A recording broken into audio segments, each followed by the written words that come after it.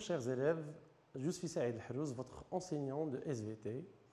Aujourd'hui, on va enchaîner le cours de l'étude quantitative de la variation, sa troisième partie, puisque vous avez déjà vu avec l'autre professeur les deux premières parties. Aujourd'hui, après avoir étudié les paramètres de position et les paramètres de dispersion, et aussi reconnaître et bien savoir quel est l'objectif d'étude de ces paramètres et leur application, aujourd'hui, on va parler de la notion de race pure où on va utiliser ces paramètres. Donc pour cela, on va étudier ensemble un exercice dans le but d'améliorer la productivité d'haricots. On se base sur la technique de la sélection artificielle. Pour cela, une étude a été effectuée sur une population P d'haricots qui a donné le polygone de fréquence suivant. Donc, comme déjà vu, puisque le polygone de fréquence est unimodal, donc on peut déduire que la population est homogène. Donc, mais on va se demander, est-ce que cette population est pure? Donc, pour cela, on va choisir deux échantillons de cette population qui se trouvent dans les extrémités.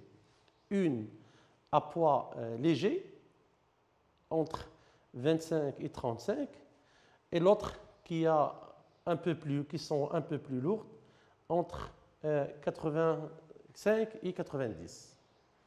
Donc, on cultive les deux échantillons de deux milieux séparés, puis on les laisse se reproduire par autofécondation, bien sûr après floraison. Et après fructification, on procède à une étude statistique des graines obtenues. Et les tableaux suivants montrent les résultats obtenus. Donc, dans le premier tableau, nous avons les poids des graines de la population 1 en centigrammes avec leur fréquence sous forme d'intervalle. Et le tableau numéro 2, aussi, c'est pour la population 2, la même chose, les intervalles de poids, de variables, et leur fréquence. On va transformer ces tableaux en polygones de fréquence. Donc, on remarque que pour les deux échantillons, pour les deux courbes, pour les deux polygones de fréquence, nous avons deux modes qui sont différents. Chaque population est unimodale, donc on peut dire qu'il est homogène, mais les deux ils sont différents par les modes, ils sont un peu aussi décalés. Et les deux ils diffèrent de polygones de fréquence de la population mère, P. Et donc, en conclusion, la population d'origine n'est pas pure pour le caractère poids qui est étudié.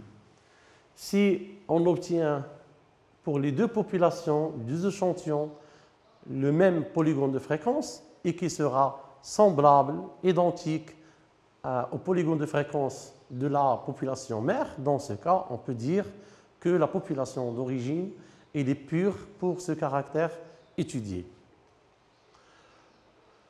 Donc, par la suite, on va calculer les paramètres de position et les paramètres de dispersion pour les deux populations. Et pour cela, le tableau, bien sûr, il va nous aider à réaliser ces calculs. On va mettre les catégories, puis les variables, puis les fréquences, ainsi de suite. Et par la formule déjà étudiée et connue, on a calculé le moyen arithmétique qui est 41,09 centigrammes, la variance qui est égale à 76,28 et l'écart type qui est égal à 8,73 centigrammes. Et donc, ça c'est pour la population 1, l'échantillon 1. On va faire la même chose pour la population 2. Donc la même chose, le tableau qui comporte les catégories, les fréquences, ainsi de suite. Et on a déjà étudié les formules pour calculer les moyens arithmétiques, la variance et l'écart type.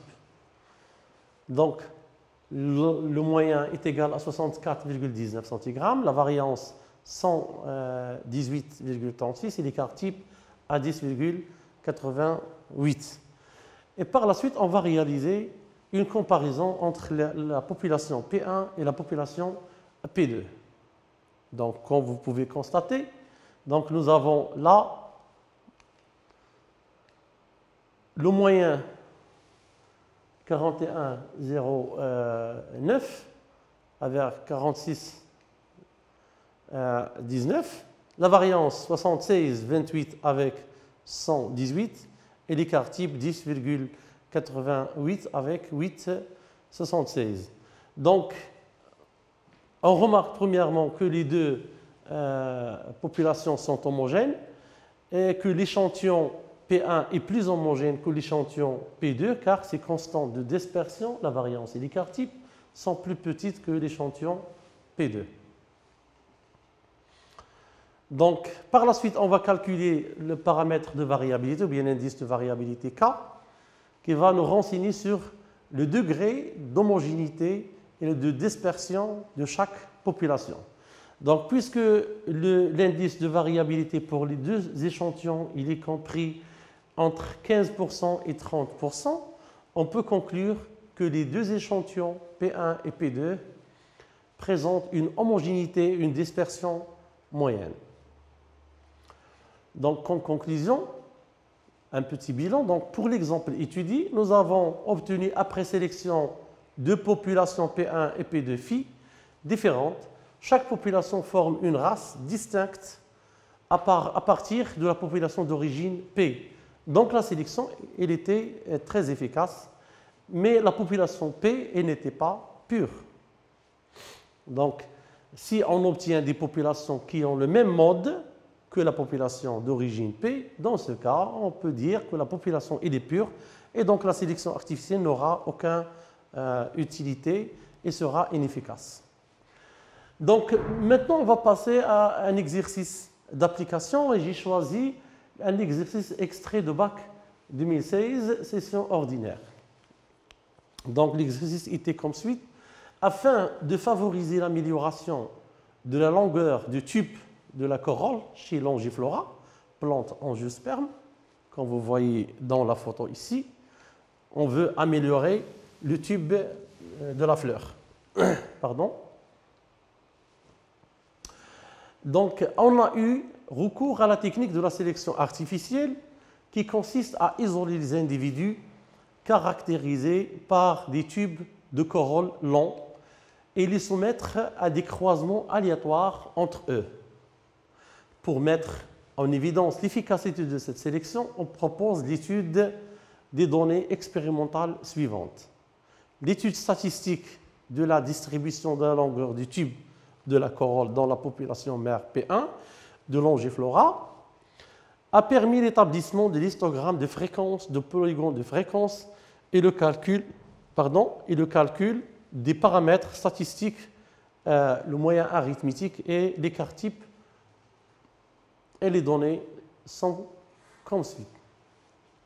Donc là, nous avons le polygone de fréquence avec l'histogramme et les paramètres statistiques avec un petit schéma de la forme de cette corolle. Donc la première question était, en exploitant les documents ci-dessus, maintenant ci-dessous, déterminer le type de variation étudiée. Et puis décrivez la distribution de fréquences dans cette population et que déduisez-vous? Donc, la réponse elle était, il s'agit d'une variable continue, du fait que la longueur de tige peut prendre toutes les valeurs de l'intervalle. Donc, pour la description, on voit que la courbe elle a un aspect plurimodal, plusieurs sommets. Nous avons ici un petit sommet de 55, un autre de 64, un autre mode, et un troisième mode de 70. Et donc, avec un énorme intervalle de variation entre 50 et jusqu'à 90, ce qui révèle que cette population elle est hétérogène, puisqu'on n'a pas tout simplement obtenu une courbe unimodale. Puis, la suite des exercices, les individus caractérisés par des tubes de la corolle dont la longueur est égale ou supérieure à 79 sont isolés et croisés entre eux au hasard. On a obtenu des croisements, une population phi, P2. Le tableau ci-dessous représente la distribution des fréquences de la longueur du tube de la corolle chez la population P2. Donc nous avons la moyenne des classes, moyennes intervalles, et le nombre d'individus qui est la fréquence. Et donc, la question était calculer la moyenne arithmétique de l'écart type de cette distribution en utilisant bien sûr la méthode sous forme d'un tableau, en utilisant les formules qui ont été données comme données d'exercice. Donc la réponse, voici le tableau qui va nous aider à calculer les paramètres. Donc là, nous avons les variables, les fréquences, ainsi de suite. Et à partir de formules, on a calculé la moyenne arithmétique qui est égale à 77,03 mm. Pour la variance, il est à 23,82 et l'écart type à 4,88. Donc, bien sûr, l'autre question, c'était la comparaison entre les paramètres statistiques x bar et delta, ça veut dire la moyenne arithmétique et l'écart type, des deux populations, la population d'origine, mère, et la population P1, phi. Et puis, qu'en déduisez-vous à propos de l'efficacité de la sélection artificielle effectuée? Donc la réponse était, voici la comparaison. Donc nous avons les moyens arithmétiques de la population P1 mère et la population phi. Donc on remarque que 70 est très différent de 77,3. Et la même chose pour l'écart type, 7,16 et 4,88. Et donc, on peut déduire que la population phi, P2, obtenue par croisement d'un échantillon obtenu de la population mère P1, et dont la longueur du tube de la corolle est supérieure à 79 mm, possède une moyenne arithmétique supérieure à celle de la population mère, en plus d'un écart type réduit par rapport à son origine. De cette façon, la longueur de la tige de la corolle s'est améliorée et la dispersion de la variable devient moins suite à cette sélection. On dit que cette dernière était efficace. Donc la sélection, elle était efficace, mais la population, bien sûr, elle n'est pas pure puisque les deux polygones obtenus sont très différents, soit au niveau modal de la population d'origine, ils n'ont pas le même mode. La sélection artificielle qui nous ramène, comme un petit bilan du cours, la sélection artificielle qui nous ramène aux mêmes paramètres de la population originale mère reste inefficace. Dans ce cas, la population est homogène et on dit que la race est pure. Il se peut qu'une hétérogénéité réelle d'un échantillon soit déduite suite à l'analyse des résultats d'une sélection artificielle, même si le traçage de polygones de fréquence montre une homogénéité de départ. Ça veut dire qu'on obtient un polygone qui est homogène, unimodal.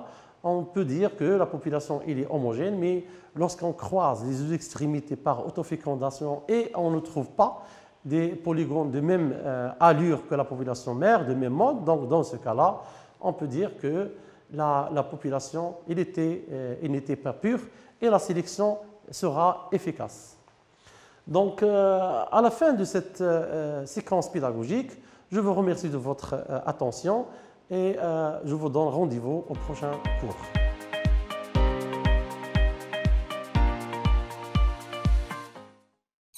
في إطار عملية التعليم عن بعد التي أعلنت عليها وزارة التربية